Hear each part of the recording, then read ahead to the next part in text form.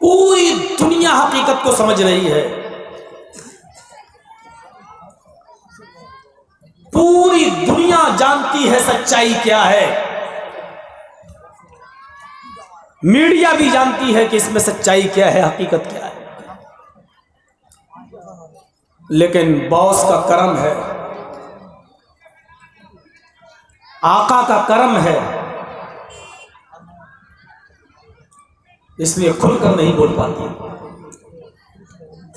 जो आयत करीमा मैंने आपके सामने तिलावत किया हूं, पढ़ा है मैंने, उसमें नबी अकरम सल्लल्लाहु अलैहि वसल्लम के 5 खूबियों का जिक्र किया गया है, 5 विशेषताओं का जिक्र किया गया है, 5 गुण बताए गए हैं कि आपकी 5 खूबियां क्या हैं। उन खूबियों को पर नजर डालिए। या अय्युहन नबी इन्ना अरसलनाका शाहिदन व मुबश्शिरन व नज़ीरा व दाइयन इलल्लाहि बिइज़्निही व सिराजम मुनीरा। ऐ मोहम्मद सल्लल्लाहु अलैहि वसल्लम, ऐ मेरे नबी, या अय्युहन नबी, ऐ मेरे नबी, ऐ पैगंबर, ऐ मोहम्मद सल्लल्लाहु अलैहि वसल्लम, इन्ना अरसलनाका शाहिदन व मुबश्शिरन व नज़ीरा, हमने आपको पूरी दुनिया वालों के लिए गवाह बनाकर,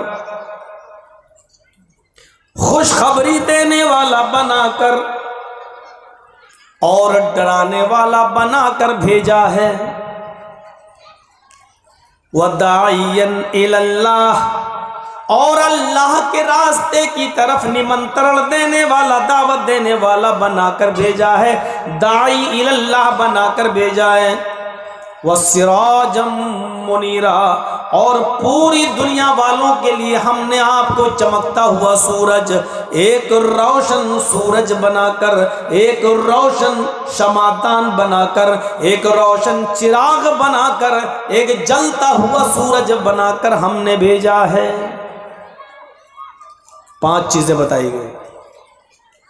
हमने आपको पूरी दुनिया वालों के लिए गवाह, पहला क्या, शाहिद, गवाह बनाकर, गवाही देने वाला, मुबश्शिर, अच्छे काम करने पर जन्नत की खुशखबरी देने वाला बनाकर भेजा है। मुबश्शिर, खुशखबरी देने वाला, शुभ समाचार देने वाला, गुड न्यूज देने वाला, जन्नत की खुशखबरी सुनाने वाला, अच्छे काम करने पर जन्नत की खुशखबरी देने वाला बनाकर, व नज़ीरा, और बुरे कामों पर जहन्नम के अजाब से डराने वाला बनाकर भेजा है।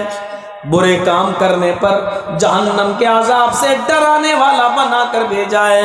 वदाइयन इलल्लाह, और अल्लाह के रास्ते की तरफ बुलाने वाला, निमंत्रण देने वाला, दावत इलल्लाह, अल्लाह के रास्ते की तरफ बुलाने वाला बनाकर, दाई बनाकर भेजा है। वसिराजम मुनीरा, और 5वीं चीज, रोशन सूरज, चमकने वाला सूरज बनाकर भेजा है। अब एक एक चीज देखिए, नबी अकरम पूरी दुनिया के लिए गवाह बनाकर। अब गवाह है, गवाह क्या है? गवाह हम क्या समझते हैं? गवाह का मतलब, एक आदमी ने गोली चलाई, दूसरा आदमी मर गया, अब मुकदमा चलता है कोर्ट के अंदर, गवाह नहीं मिला, बाइज्जत बरी। गवाह मिल गया तो उससे पूछा जाता है, क्या आप गवाह थे, यानी मौके वारदात पे मौजूद थे? क्या आपने अपनी आंखों से देखा है? अगर उसने कह दिया हाँ मैंने अपनी आंखों से देखा है, तो बात तस्लीम। नबी अकरम को गवाह बनाकर भेजा, इसका मतलब यह है यहीं से हमारे बहुत से भाई ये नुक्ता निकालते हैं कि देखिए नबी अकरम जब सारी दुनिया के लिए गवाह हैं तो इसका मतलब ये कि हर ज़माने में मौजूद है। बहुत से लोगों ने ये मतलब निकाला है। खैर, मौजूदा हालात इस बात के मुतकाजी नहीं है मेरे भाइयों कि हम और आप लोगों वैसे ही हमें और आपको मारने की और इस हिंदुस्तान से ख़त्म करने की प्लानिंग हो रही है। हम और आप भी आपस में लड़ें, ये कोई अच्छी बात नहीं है। इस वक्त ज़रूरत है कि सारे मुसलमान सब एक प्लेटफार्म पे आ जाएं बिला किसी तरद्दुद के। सबको एक प्लेटफार्म पे आने की ज़रूरत है, क्योंकि ये मसला अहले हदीस देवबंदी और बरेलवी का नहीं है, पूरी मुस्लिम कम्युनिटी का मसला है। ये ज़रूरी नहीं है कि मौके वारदात पे कोई हो और उसने अपनी आंखों से कोई चीज़ देखी हो, ये ज़रूरी नहीं है गवाही के लिए। अच्छा, एक बात बताइए, अगर गवाह के लिए मौजूद होना ज़रूरी है और अपनी आंख से देखना ज़रूरी है तो हम और आप गवाही देते हैं। कलमा पढ़िए, क्या है? अशहदु अल्ला इलाहा इल्लल्लाह। क्या तर्जमा करेंगे? मैं गवाही देता हूं कि अल्लाह के अलावा कोई माबूद नहीं है। और इसके बाद क्या पढ़ेंगे? व अशहदु अन्न मुहम्मदन अब्दुहु व रसूलुहु। और मैं गवाही देता हूं कि मोहम्मद सल्लल्लाहु अलैहि वसल्लम अल्लाह के बंदे और उसके रसूल हैं। आप गवाही दे रहे हैं, क्या आपने अल्लाह को देखा है? क्या आपने मुहम्मदुर रसूलुल्लाह को देखा है? नहीं। जब आप नबी अकरम के ज़माने में मौजूद ही नहीं थे, नबी को देखा ही नहीं, तो फिर गवाही कैसे दे रहे हैं? और आपकी गवाही जब तक ये देंगे नहीं, आपका इस्लाम कबूल नहीं किया जा रहा है। यानी आपकी गवाही पर इस्लाम टिका है। आप जब तक ये गवाही नहीं देंगे मुसलमान नहीं होंगे। तो इसका ये मतलब भी है कि गवाह के लिए मौके वारदात पे होना ज़रूरी नहीं है, क्योंकि जिसके बारे में गवाही दे रहे हैं वो जानता है कि बंदा दिल से दे रहा है या ज़बान से। ज़रूरी नहीं कि हम मौके वारदात पे मौजूद हैं। अशहदु अल्ला इलाहा इल्लल्लाह, हमने अल्लाह को देखा नहीं लेकिन फिर भी गवाही देते हैं कि अल्लाह हमारा माबूद है। हमने मोहम्मद रसूलुल्लाह को देखा नहीं लेकिन फिर भी गवाही देते हैं कि मोहम्मद अल्लाह के बंदे और उसके रसूल हैं। हमने जन्नत को देखा नहीं लेकिन फिर भी गवाही देते हैं कि जन्नत है। हमने जहन्नम को देखा नहीं लेकिन फिर भी गवाही देते हैं कि जहन्नम है। हमने फरिश्तों को देखा नहीं लेकिन फिर भी गवाही देते हैं कि फरिश्ते हैं। हमने जिन्नों को देखा नहीं लेकिन फिर भी गवाही देते हैं कि जिन मौजूद हैं। हमने जिब्राइल के जरिए कुरान को लाते हुए नबी के ऊपर उतारते हुए देखा नहीं लेकिन फिर भी गवाही देते हैं कि कुरान अल्लाह रब्बुल आलमीन की मुक़द्दस आसमानी किताब है। और जब तक हम इन तमाम चीज़ों को मान नहीं लेते और गवाही नहीं दे देते हैं, हम मुसलमान नहीं कहलाते हैं।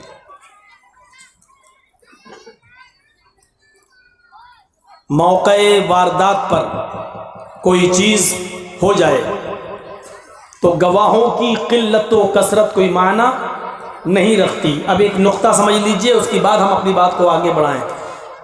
यह ज़रूरी नहीं है कि किसी भी मामले के अंदर 100 आदमी मौजूद हैं, उन्होंने अपनी आंखों से देखा है, लेकिन कभी कभी ऐसा होता है कि 99 लोगों की बातों को गलत करार दे दिया जाता है कोर्ट के अंदर और एक आदमी की गवाही मान ली जाती है। क्यों? क्योंकि गवाहों की कमी और ज्यादती एतबार नहीं रखती है, आदमी की जात, उसकी शख्सियत एतबार रखती है कि ये कितना सच्चा है और कितना झूठा है। एक किताब है, हमें और आपको सबको उस किताब की स्टडी करना चाहिए अगर मौजूदा हालात से निपटना है तो। उस किताब का नाम है ईस्ट इंडिया कंपनी। उस किताब को आप पढ़िए। एक वाकया उसमें दर्ज है कि जब यहाँ ब्रिटिश गवर्नमेंट थी, अंग्रेज़ों की सरकार थी, अंग्रेज़ों ने हुकूमत चलाई है ना, जब ब्रिटिश गवर्नमेंट थी तो एक मंदिर और मस्जिद को लेकर अंग्रेज़ों के ज़माने में झगड़ा हो गया। मुसलमान कहते थे ये मस्जिद की जगह है, हिंदू कहते थे कि नहीं ये मंदिर तोड़कर मस्जिद बनाया गया, मस्जिद बनाई गई है। मुकदमा चलता रहा, काफी दिनों तक चला, दोनों तरफ से गवाह लाए गए। मुसलमानों ने भी गवाही दी कि हमने जब से होश संभाला तब से मस्जिद देखी। हिंदुओं ने गवाही दी कि हमारे बाप दादा के जमाने में यह मंदिर था, आज भी मंदिर तोड़कर मस्जिद बनाई गई। जज, ऐसे मामले बहुत मुश्किल हो जाते हैं जजों के लिए, क्योंकि जज भी उस जमाने का नहीं है। दोनों तरफ से गवाहियां आ रही हैं, किसकी बात माने किसकी नहीं। तो जज ने एक चाल चली,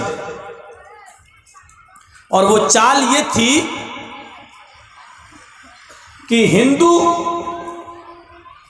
और मुसलमान दोनों लोग मिलकर एक ऐसा गवाह बताएं कि जिसकी गवाही हम आंख बंद करके मान लें, और उसकी गवाही पर हिंदू भी भरोसा कर लें और मुसलमान भी भरोसा कर लें। यानी ऐसा आदमी बताओ जिसको हिंदू भी अपना गवाह मानने के लिए तैयार हो और मुसलमान भी गवाह मानने के लिए तैयार हो। मुसलमानों की तरफ से मुसलमान का नाम आया जिसको हिंदुओं ने रिजेक्ट कर दिया। हिंदुओं की तरफ से हिंदू का नाम आया, मुसलमानों ने उसको रिजेक्ट कर दिया। फिर हिंदुओं की तरफ से एक नाम आया दूसरा, उसको मुसलमानों ने तस्लीम कर लिया, और वो नाम था एक मुसलमान का जिसकी उम्र तकरीबन 85-90 साल के आसपास थी। हिंदुओं की तरफ से वो नाम पेश किया गया उस हाजी साहब का, मुसलमानों ने नाम कबूल कर लिया। ठीक है, तुमने हमारे आदमी का नाम बताया, क्या इसकी गवाही कोर्ट में अगर दी जाएगी तो तुम मान लोगे? हिंदुओं ने कहा मान लेंगे। जज ने मुसलमानों से पूछा क्या उसकी गवाही तुम भी मान लोगे? उस मुसलमानों ने कहा कि हम भी मान लेंगे। अंग्रेजों की तरफ से एक टीम जाती है, अंग्रेज जज की तरफ से, और उस मुसलमान हाजी से कहा जाता है कि तुम्हें फला फला तारीख में कोर्ट में हाजिर होना है, तुम्हें गवाही देना है जो तुम्हें सच्ची लगती है। तुम्हारी इस गवाही से हिंदू और मुसलमान का झगड़ा हमेशा के लिए खत्म हो जाएगा। उस मुसलमान आदमी ने जवाब दिया, मैं बिल्कुल भी कोर्ट में नहीं जा सकता, इसलिए कि मैंने कसम खाई है कि मैं अपना चेहरा किसी अंग्रेज को नहीं दिखाऊंगा। फिर मैं अंग्रेज जज के सामने अपना चेहरा लेकर कैसे आ जाऊं? ब्रिटिश जज ने जब ये बात सुनी तो उसने कहा ठीक है। फिर वफ्द को भेजा, फिर टीम को भेजा और कहा कि तुम्हारी ये शर्त मान ली जाएगी, तुम मेरा चेहरा मत देखना, जब तुम कोर्ट के अंदर आओगे तो मैं अपना चेहरा घुमा लूंगा, अपनी पीठ में फेर लूंगा, मैं दूसरी तरफ अपना चेहरा कर लूंगा और तुम गवाही देकर चले जाना, कम से कम ये झगड़ा तो खत्म हो जाएगा। उस मुसलमान हाजी नमाजी ने इस शर्त को मान लिया, और जो तारीख बताई गई उस तारीख पर ये कोर्ट के अंदर हाजिर होता है, कटघरे के अंदर जाता है, ये हाजी गवाही देता है। जज साहब मुसलमान दावा करते हैं कि ये मस्जिद थी, हिंदू दावा करते हैं कि ये पहले मंदिर था और मंदिर तोड़कर मस्जिद बनाई गई। इस सिलसिले में आप मेरी गवाही चाहते हैं तो सुनो, मेरी उम्र 90 साल से कुछ कम है, यानी 85 से ऊपर है। जब मैं छोटा था, 11-12 साल का था, तो जिस जमीन का झगड़ा है, जिस मंदिर मस्जिद को लेकर झगड़ा है, उसकी गवाही में मैं इतना बोलना चाहता हूं कि मेरे बाप के ज़माने में, मेरे दादा के ज़माने में वहाँ पहले मंदिर था, और जब मैंने होश संभाला 12, 13, 15 साल की उम्र में, तो मैंने भी उस जगह पर मंदिर देखा। अब मैं उस जगह पर मस्जिद देख रहा हूँ।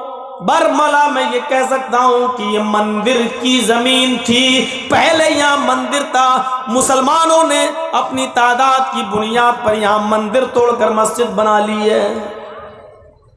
क्या मैं अब जा सकता हूँ? जज ने कहा जा सकते हैं आप, और जज ने यह फैसला कर दिया ये जगह हिंदुओं को दी जा रही है, इसलिए कि हिंदू और मुसलमान दोनों ही इस आदमी की गवाही पर मुत्तफिक थे, और इस आदमी की गवाही को मैंने तस्लीम करते हुए ये जमीन हिंदुओं के नाम कर रहा हूं। हिंदू भाई अपना मंदिर बना लें। वक्ती तौर पर मुसलमान आदमी की गवाही से मुसलमानों को शिकस्त हुई, हारे, मुकदमा जरूर हारे, लेकिन इस सच्ची गवाही ने हजारों हिंदू भाइयों का दिल जीत लिया। और नतीजा ये निकला कि अदालत से बाहर निकलने से पहले कई हिंदू ऐसे थे जो अदालत से निकलते वक्त ये कलमा पढ़ रहे थे, अशहदु अल्ला इलाहा इल्लल्लाह व अशहदु अन्ना मुहम्मदन अब्दुहु व रसूलुहु। हिंदुओं की गवाही कितनी थी? हजारों की तादाद में, नहीं मानी। मुसलमान गवाही दे रहे थे, हमने मस्जिद देखी, नहीं मानी। एक आदमी की गवाही मान ली। किसी मामले में जरूरी नहीं कि तादाद ज्यादा हो उसी की गवाही मानी जाए, नहीं, गवाही देने वाले की शख्सियत देखी जाती है कि वो कितनी मोतबर है, समाज के अंदर उसकी कितनी इज्जत है।